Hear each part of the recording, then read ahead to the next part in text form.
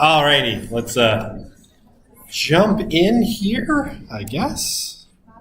Where were we? Okay, so we're gonna keep going. We're gonna keep going talking about families. Hopefully we get through the rest of talking about the topic, and then we will move into religion, which may or may not be our last topic. We may have one after that. Education or mass media. I haven't decided yet. It depends on how much time we have. Okay, so let's clear off some of these comments. These were clearly here last time, and I have absolutely no idea what... I mean, I know what this means. I don't know what the question refers to. Okay. Okay. How would a court know if adultery was committed? Right, you'd have to have some evidence, right? A private investigator or records that two people were at a hotel or something like that. You'd have to prove it.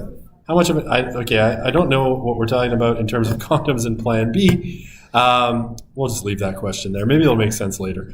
Or never. Okay, are common law marriages included in divorce and marriage stats? No. Typically not, because common law marriages... typically don't dissolve in the same way, and often people don't go through a formal process of dissolving them in the same way. So it's a kind of legal gray area, but typically hasn't been. Okay. Let's go back here. This is where kind of I ended off. I was talking about this last time. I got ahead of my slides again. So we're talking about the impacts of divorce on children, right? And this is something that, the research pretty universally has shown that children are negatively impacted by divorce. However, and almost all of this has come from the perspective of stress theory. And stress theory basically suggests that, because there's an adjustment to new circumstances, all sorts of measures of well-being can be threatened, right? In emotional, economic, all sorts of measures. Now, okay, so basically what stress theory has found and research on divorce has found is that divorce, children will be less impacted and it's less stressful on children. When parents are still there, providing reassurance and affirmation. Now, this isn't a given either, right? Because, well, I'm sure most parents intend to do so. What often happens is that a household that's now divided, each parent has less time to give their parents. One parent is clearly not with them at all times, and the other parent may be having to work harder to economically support themselves outside of this context, right? And now they're caring for children alone with kind of no backup in a lot of cases, which means they may be stressed themselves and have less time to give attention to their kids, give them emotional affirmation and reassurance. When few changes happen to daily routines, one of the hardest things for children of divorced parents is often that, the family home either becomes too expensive for one parent to maintain, or, there's division of property assets, so they have to move. Sometimes they stay within the same neighborhood or area, but often they have to leave. And so routines, school, friends, can get very severely disrupted.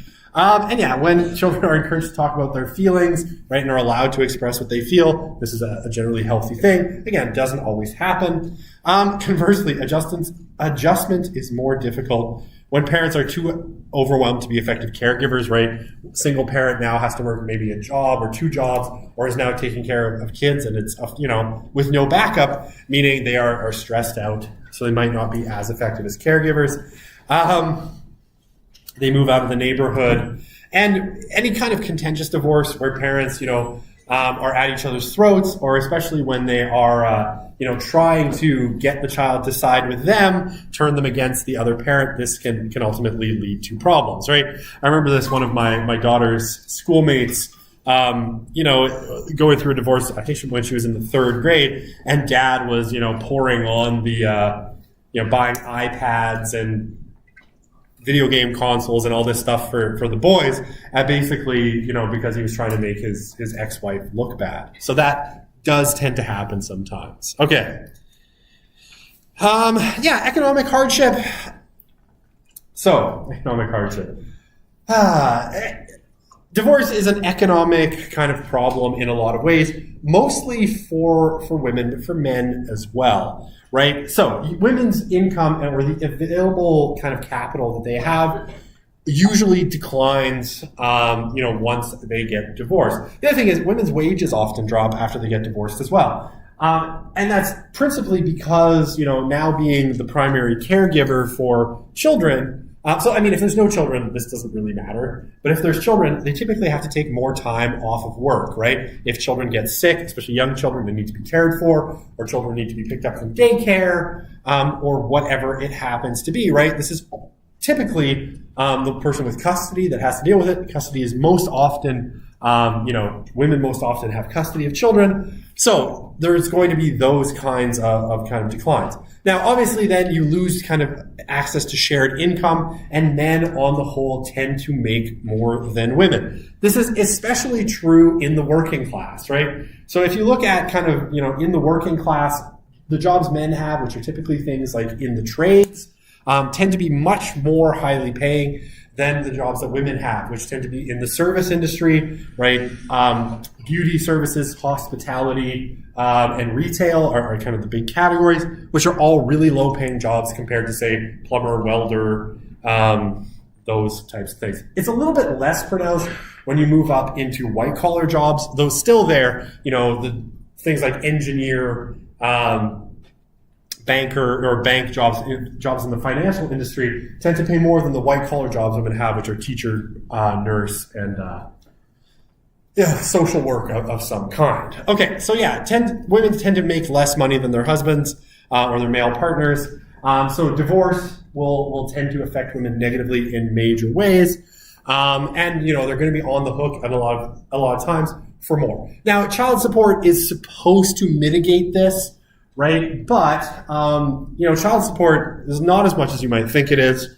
It's a percentage of wages. Child support and alimony doesn't typically make up, kind of the difference. It's meant to kind of provide a bare level of support, but it's often, not much more. And there's all sorts of schemes that people go through to punish their exes and not to pay, appropriate amounts of child support, right? And I've certainly had kind of acquaintances who, had a previous relationship, and then they got married to a friend of mine, and like trying to collect child support from the parent of that other child ends up being a big hassle. The court system's overwhelmed, and it could take years to kind of catch up. You have a question in the back? Yeah, so it says children typically live with mothers after divorce. I've noticed that in my area, fathers don't tend to, or in my experience, don't tend to want to take the children. Right. Is there anything that backs that up? Is there any sort of theory that explains that, or is that just not binary? I mean, I would say I've made the same observation. When even friends of mine that have gotten divorced, right? Typically, the male parent kind of was like, "Oh yeah, they'll live with mom, and that'll be the way it goes." Now, part of this, I think, is, kind of cultural. We've developed a culture where that's sort of the norm, right? In divorces, women typically get custody, and I think that's pretty normal on the whole. I just took 10,000 steps today. Okay, good. I would walk 500 miles just to get to this class some days, it feels like, because it's the other side of campus. I think there's a kind of cultural thing, and especially since the kind of, feminist movement in the 1960s, the court system has generally seen, custody by mothers to be the norm and more positive than custody by fathers. So there's been, and I think that's kind of bled down into kind of popular consciousness that this is just the way it should be after divorce, to the point where, I know my friends who have gotten divorced, they didn't even really question it. It wasn't really, even something that they sort of thought about. It's like, of course they're going to live with their mom, and I'll get them on weekends, right? Now, I happen to think that this is morally reprehensible, and that it should be a much more even situation than this. But it was honestly, in just observations, it wasn't even something that people were questioning. It was like, of course, that's the way it's going to be. So I think there is a cultural aspect. And I think, I know certainly with my friends, it was my one friend, he's a great guy, but at times could think a little harder. it was like, well, I often work late. What am I going to do? And I'm like, yeah, dude, that's what daycares are for and after school care. Like, you're going to pay for that. And he's like, oh, well, no, it'd be easier if they just live with their mom and then I can keep working, till 6 o'clock at night. I'm like, okay, well, but there are those kinds of expectations. And I think some of those gendered roles, which is like, mom is the one who cares for children. Like, that's what they do. So if they're going to live with someone, they should live with mom. I think some of those gendered patterns still exist, and they're stubborn, extremely stubborn. Does that answer your question? Yeah. Okay, perfect. Yes, please. Based on the studies I've seen, I don't know if this is true of the evidence, it is like just don't custody of the children if they can actually get it. Yeah, I mean, the default typically is that women get custody of children, but I mean, it should be negotiated in a divorce proceeding, but often, men are just not asking for it, and that is, I think, I don't know if it's it's definitely, I think the preponderance of evidence points in that direction, and like I said, anecdotally, I know certainly the courts favor mom getting custody, so there's lots of gendered patterns in there. So, those actual questions by real people, not names on or imagined things on the slides. Should I get a prenup? I don't typically give life advice, but if you have, let's just say, if you have enough money that you need to protect your assets, then get a prenup. If not, maybe she should get a prenup or he should get a prenup. Are they rich? Then definitely don't. I don't know. Why do I have to answer this question over and over again? The tests are non-cumulative. If anyone else asks this question, please put your name on the slide so I can retroactively fail you on midterms 1 and 2. Okay. I refuse to answer that question anymore. Okay. So I guess I said this last time, right? The amount of contact with the non-resident parent makes it different. So the amount of contact with the non-resident parent makes a difference, but it's not kind of the decisive factor in a lot of ways, right? It's not like more contact is always better. Daily contact would be ideal, but often, it's obviously not possible given how families break up. The degree of cooperation and commitment to shared parenting is much more important, though, right? Parents who are constantly at each other, contentious divorce is really bad for kids, and particularly, where they try to get kids on side, one side or the other, is really, really bad for children because children now feel like they have to kind of pick sides. So that's really, really bad. Okay. Other kind of challenges with kind of divorce is about half of divorced parents subsequently remarry or cohabit. Now, that means half of them don't, right? So, people getting divorced aren't always going to be successful then moving into other relationships. Often they end up being alone, and single parenting and just being alone for really, really long periods of time. So there is, it's not a guarantee that parents are going to get remarried or get into other relationships afterward. And obviously the stress of now having kids to take care of, doesn't leave a lot of time for dating or forming new relationships. And as you get older, the context in which you can find new relationships gets more and more difficult. Okay.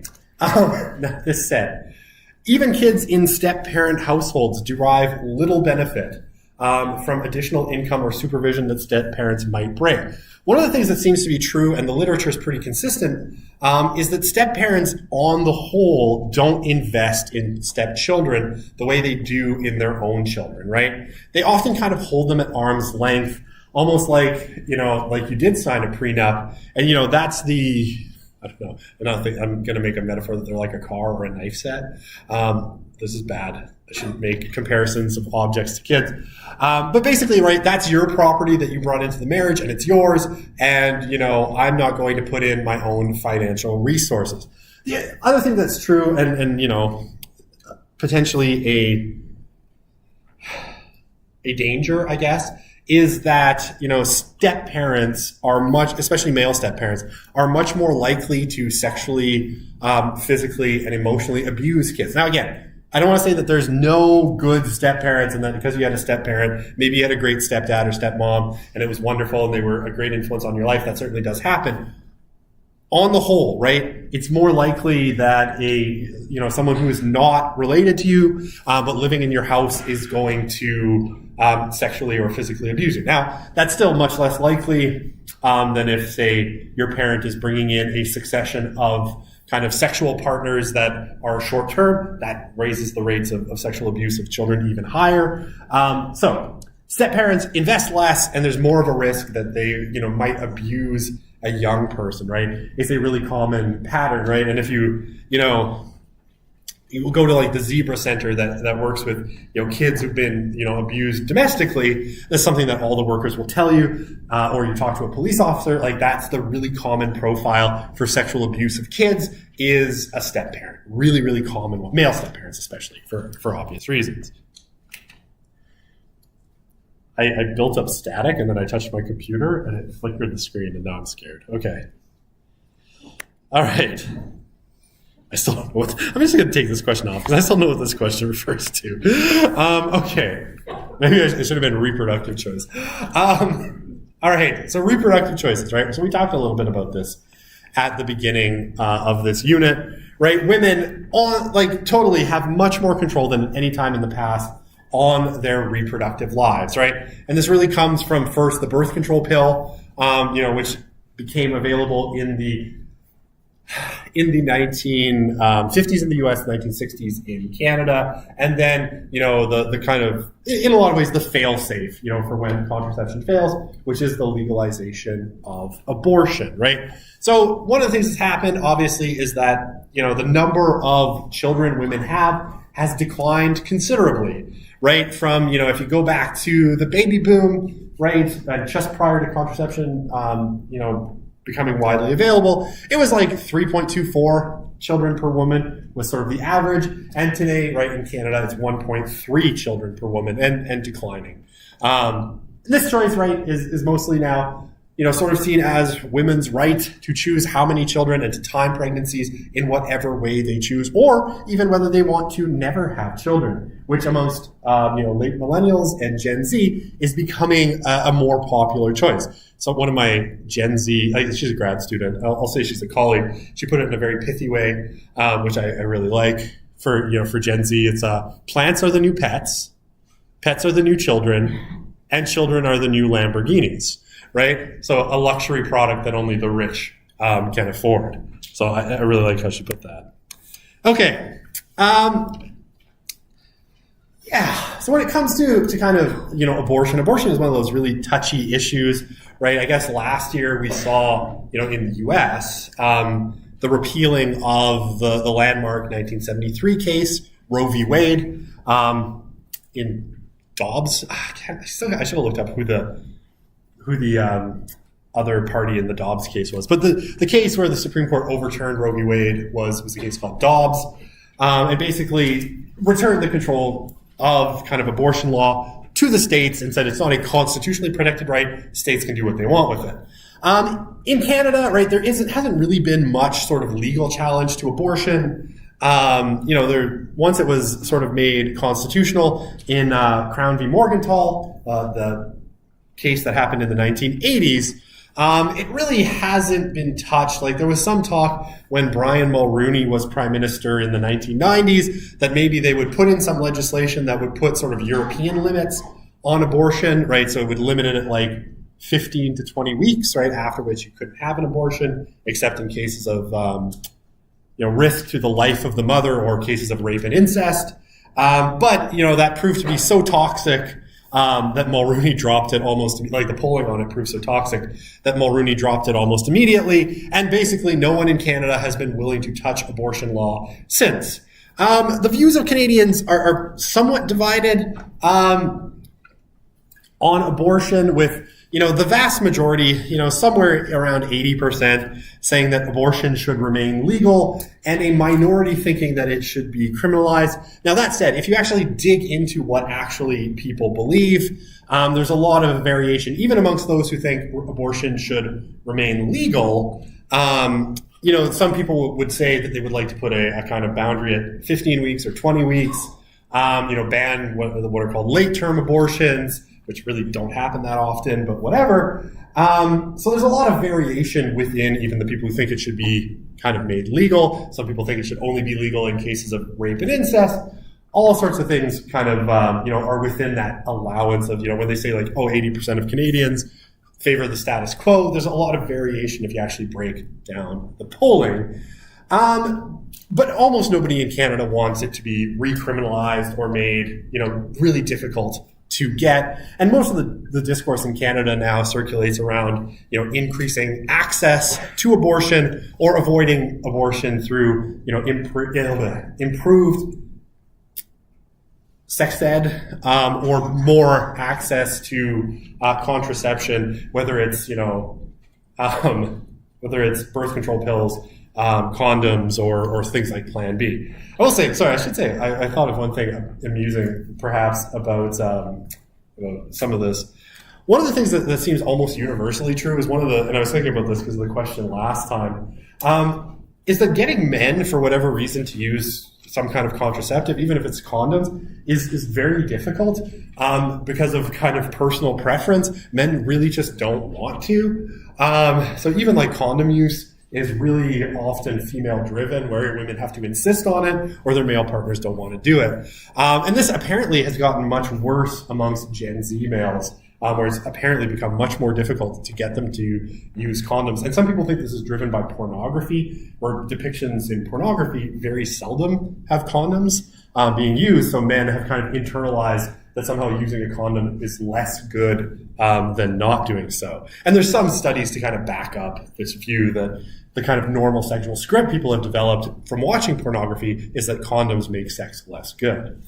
Okay, so on the kind of positive side, I guess, for some women, reproductive choice means facilitating pregnancies and birth through new reproductive technologies, right? Things like artificial insemination, and IVF, right? In vitro fertilization are the common ones to aid people who are having, difficulty conceiving. Now, these are not, typically, in a sense, luxury products in a lot of ways.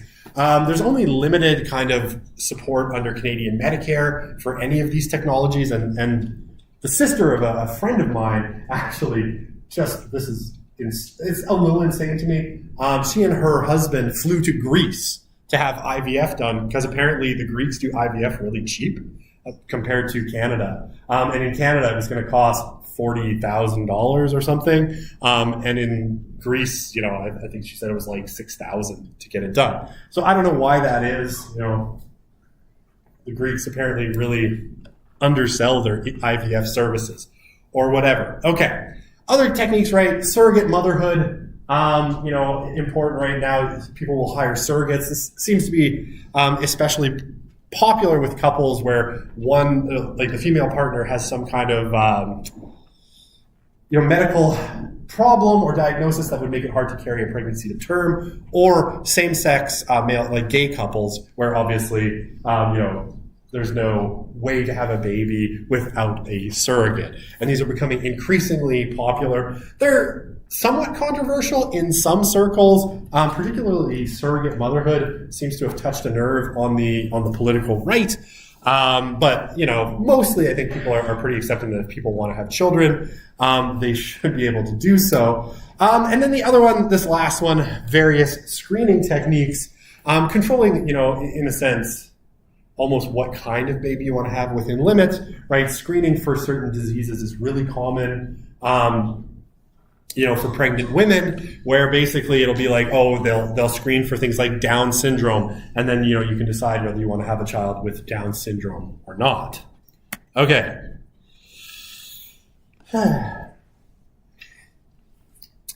Yeah. So in terms of kind of legal questions, reproductive technologies have raised a lot of sociological, legal, and ethical kind of issues.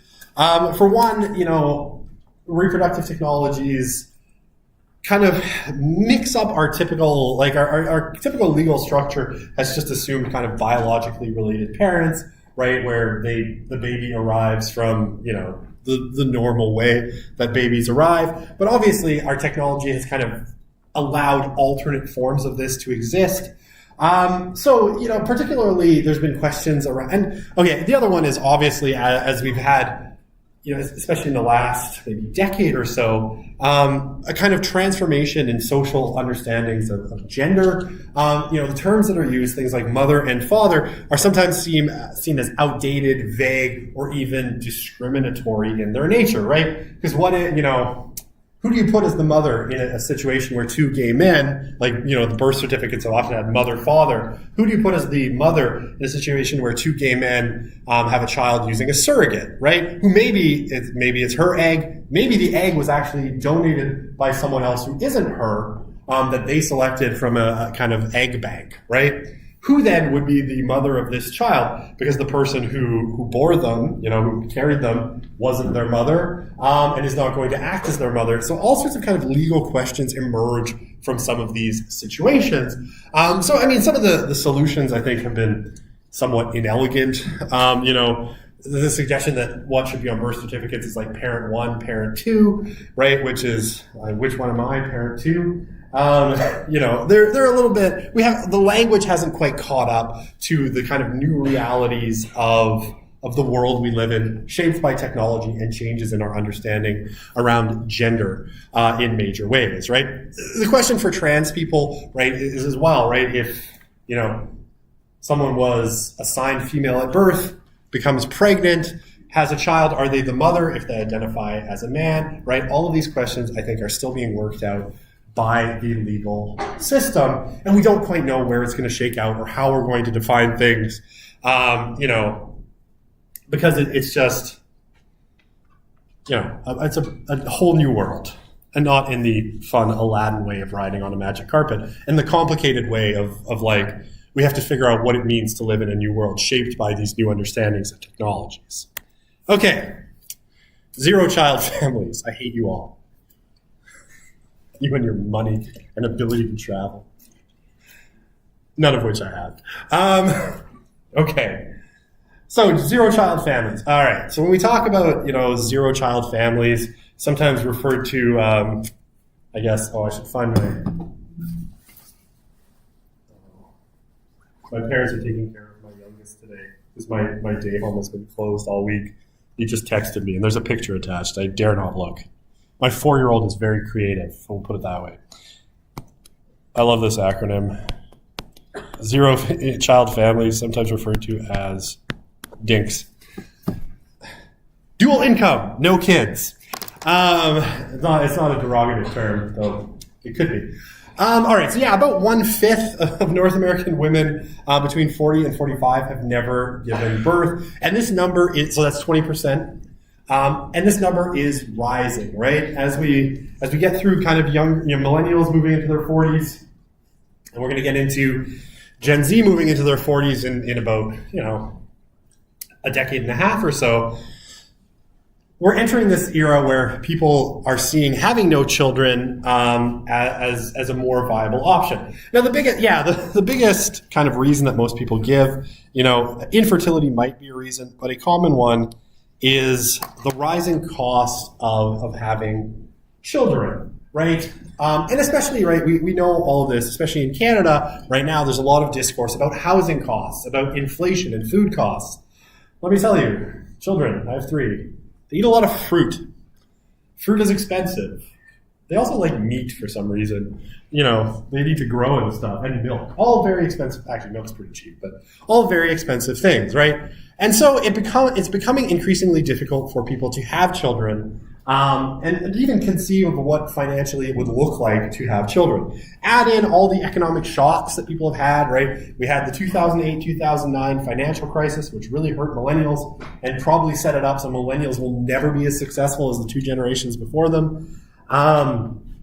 And then COVID, right, which again hit millennials really hard, and that first kind of cohort of Gen Z trying to get into the job market were hurt by the economic dislocation of COVID, right? It's hard for people to think about having kids. Add to the fact that, in Canada today, what is it, like a cardboard box in Vancouver costs you $2.6 million. No utilities and no appliances. And rising costs of housing are negatively affecting population growth. So I don't think it's surprising, right, that our fertility rate in Canada is 1.33 and declining, right? Probably it's going to go lower. I wouldn't be surprised to see it drop below 1 in the next 5 years. Okay. So, zero-child families. All right, so it's also an attractive alternative, right? A lot of late millennials and Gen Z will say that they're attracted to this idea of having a family with no children, like getting married or having a romantic partner that they live with, but having no kids, because it allows them a lot more freedom, right? It allows, kids are time consuming. Kids take a lot of attention. They, especially in those, when they're young, a lot of affect, a lot of driving them around. God forbid you be a hockey parent, right? You might as well buy a new car and expect that by the time they turn 15, you'll have put 100 or 480,000 kilometers on it because you'd be driving all over Hell's Half Acre, getting them to hockey practice. And so people who want to travel, who want to have more leisure, who want to be wealthier, often see not having children as an attractive alternative. Okay, so zero-child families tend to be more satisfied with their marriage than those families with a child for a while, right? And I'll say for a while. What does tend to happen, right, is they're happier roughly, through their 20s, 30s, and into part of their 40s. When they reach about 45, the happiness for those who have children starts to go up, and the happiness for those who have no children starts to go down, and they will persistently continue to go downward for most of their life. Again, general trends doesn't apply to everybody, but for the most part. I love this decal on the back of the car. This couple, and they don't have kids, but they have a big freaking pile of money. I kind of love it. But yeah, generally married couple or people who have children will end up happier in their late 40s, 50s, and 60s as their relationships with their kids get really good. And especially once you get older, you have less social connections to, friends start to die. Having children and then grandchildren tends to lead to a lot of happiness. Okay. Other kind of family forms. Obviously today, lone parent families or single parents are much more common than they were in the past. They were relatively uncommon in the past because marriage was held at a premium and divorce was so difficult to come by. So yeah, if we look at the first half of the 20th century and before, lone parent families were generally the result of the death of one parent. And honestly, right, life expectancy was, prior to 1850 was like 45 years for the average person. So a lot of times, you're right, one parent at least was going to die. Today, right, they're usually separation or divorce that causes lone parent families. Also, never married mothers, typically, we don't have a lot of never married fathers. It happens, but it's very rare. Never married mothers, right? Single moms got pregnant, had the child, but dad, for whatever, they split up. They're never in the picture. Who knows? A million circumstances could lead to it. Yeah, it's about 1 in 5 children live in lone parent families, mostly headed by women. So again, about 20%. This varies greatly by social class and by race and ethnicity. When we get into certain communities, blacks in the U.S. have a very high single parenthood rate, up in, I think, the 60s or 70s. Depending on the region and depending where they come from in the world. African Americans specifically, pretty high. And then like Asians, very, very low, right, in the U.S. It's like Southeast Asian, it's like, a rounding error in terms of the percentage of single parent families. It's just a lot is context dependent. Okay. I haven't seen a question slide in like a million years. I'm going to go back and find one. Oh, good. No questions. Cool. No one liked my graphic. Okay. All right. And step-parent families, yeah, about 1 in 10 children under 14 live in step-parent families. And there's basically kind of 2 forms, right? So we have simple step-parent families. And what this looks like is, you had your parent. This will be the big stick. Can't do better than this. And then a couple of kids maybe, and then you just add another parent, right, a step parent that they themselves had no kids. That's a simple step parent family. A complex one is, right, you have a parent with 2 kids or more or less, And then you add another parent who also has their own kid, right? So now you have two families essentially being blended together, right? Sometimes referred to as blended families, complex step families, also a term that we use. And both of these are becoming more common, although we've seen a much greater growth in complex step-parent families over the last 15 years. All right. We're done, families. All right, I will go back one last time to see if there's any questions. And if not, how much time do I have left? 11 minutes? That makes my choice extremely hard. Okay, 11 minutes is too much. I'll start a little bit on religion, and then we'll keep going next week. Should I keep my doodles? No. My doodles are bad. They'll be lost forever now. Okay, did I have religion open? Yes. I have a lot of slideshows open, apparently. Okay. Religion. All right, we're almost at the end, right? We're getting very close to being at the end of this semester and all that brings along. All right. So, that's good. So, Slido for religion if you want. All right. So, what is religion? Oh, I have this is funny, and I find this a hard question to answer in some ways. Just because I teach sociology of religion. It's one of my other classes this semester, and we spend the first 2.5 weeks of the semester just defining religion in a way that works. Religion is one of those concepts that is extremely difficult to define, right? Now, one of the things that's amongst the kind of challenges with religion, is that there's been a notion for a long time that human beings are inherently kind of religious. Why? Because almost all societies historically have had some kind of religious system, right? Anything that we have a history of, right, going back 5,000 years in human history, there has been religion.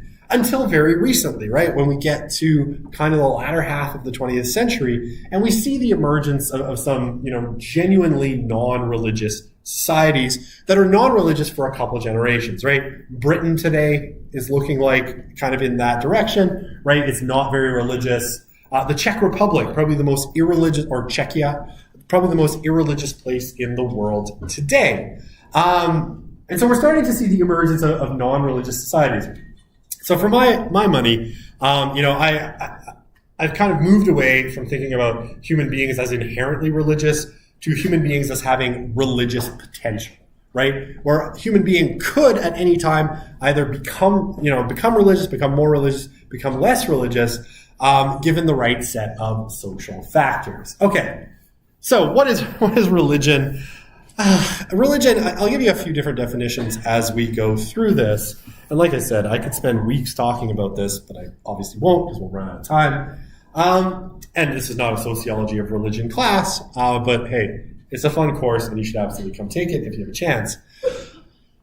Religions basically are human ways of interacting with, this transcendent realm, whether we believe it exists or not. And sociology, as a kind of rule, doesn't take a stand on whether there is a question of a transcendent realm, right? Or God, or gods, or spirits, or whatever.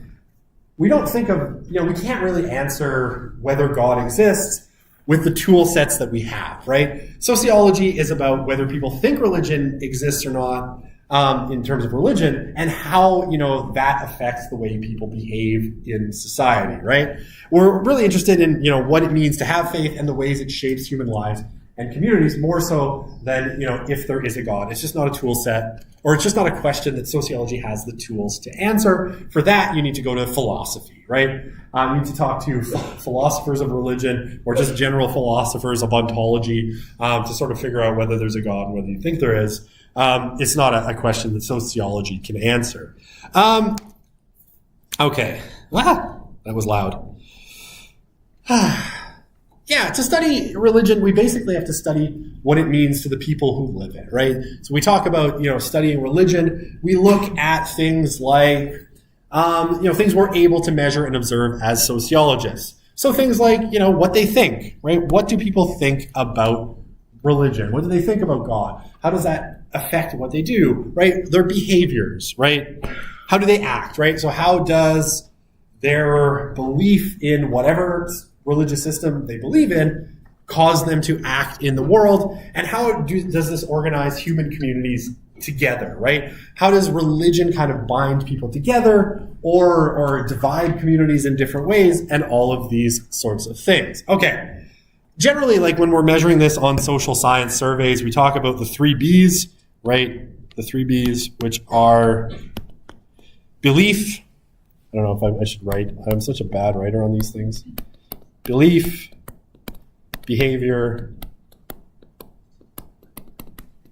and belonging, right? These are the 3. Belonging. Right, so these are the 3 Bs of sociology of religion, and they're the 3 things that we can kind of study using the tools that we have, right? What do people believe? Does that cause them to behave, and what do they belong to, right? How do they identify as religious? Do they belong to religious communities? Do they attend religious communities? All of these sorts of things. Okay, but most people would suggest it should also include some considerations for things we can't measure. Their sense of the supernatural or the superhuman in their lives. What do they think it does? And how religion is transmitted from one generation to the next. Like, what does religious transmission look like? Okay. This is too complicated to do in 5 minutes. Why don't we, I would try to go really fast through it. I'll say very quickly, there's 2 basic categories of definitions, which we'll talk about next time, so I'll preview it for you, so I feel like I'm talking for a few more minutes and not letting you go a whole 5 minutes early. But there's basically 2 big categories: substantive definitions, which are mostly, if you wanted to think about, interactionist in their basis, and functional definitions, which are mostly functionalist in their definitions. And we'll talk about how these 2 things are a little bit different next time, because there's way too much information on this slide. We'll define functional and substantive definitions next time. Okay, we'll see you on Monday. Have a great weekend. We're almost done the course. You've almost made it. You've survived. You're awesome. More power to you.